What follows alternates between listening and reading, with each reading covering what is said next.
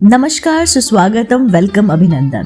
दोस्तों, आज के इस वीडियो में हम बात करने वाले हैं क्यों किया जाता है कन्या पूजन, जाने महत्व और इससे जुड़ी पौराणिक कथा। दोस्तों, नवरात्रि के दौरान भक्त माता को प्रसन्न करने के लिए कन्या पूजन करते हैं।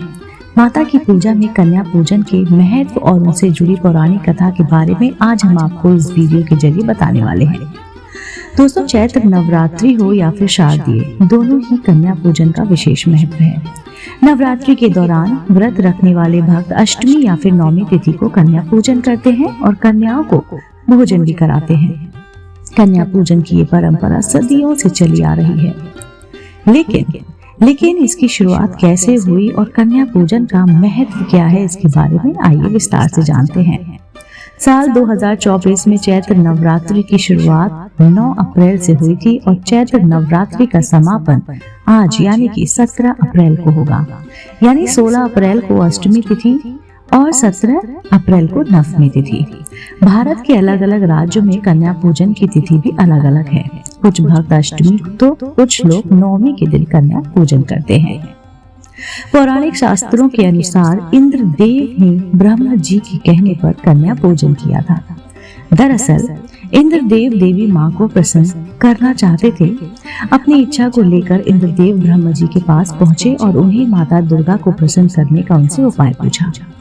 ब्रह्मा जी ने इंद्रदेव से कहा कि देवी माता को प्रसन्न करने के लिए आपको कन्याओं को भोजन कराना चाहिए और उन्हें भोजन अवश्य कराना चाहिए।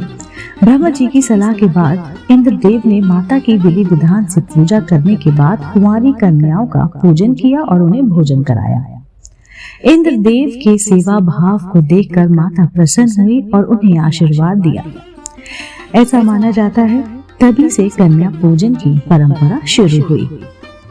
नवरात्रि में माता दुर्गा के 9 रूपों की पूजा होती है, ये हम सभी जानते हैं।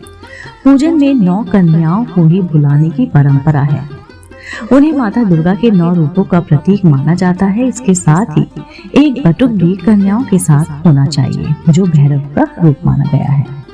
जो भी भक्त विधि विधान से माता की पूजा आराधना करते हैं और कुंवारी कन्याओं को भोजन कराते हैं, उनका पूजन करते हैं, उन्हें माता का आशीर्वाद प्राप्त होता है।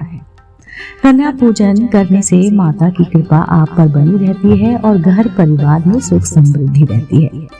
ऐसा करना आपके धार्मिक और आध्यात्मिक ज्ञान को बढ़ाता है। आइए अब जानते हैं कि कन्या पूजन के दौरान किन किन बातों का खास ख्याल रखें। कन्या पूजन के दौरान आपको 10 साल से अधिक की कन्याओं को नहीं बुलाना चाहिए, क्योंकि कन्याओं को भोजन करवाने से पहले उनके पैर धोए जाते हैं। इसके बाद उन्हें स्वच्छ स्थान पर बैठाया जाता है। कन्याओं के पूजन से पहले आपको माता रानी को भोग लगा लेना चाहिए।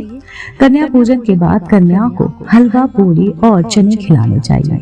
इसके बाद कन्याओं के हाथ धुलवाकर आपको उन्हें आसन पर बिठाना चाहिए और उन्हें दक्षिणा देनी चाहिए।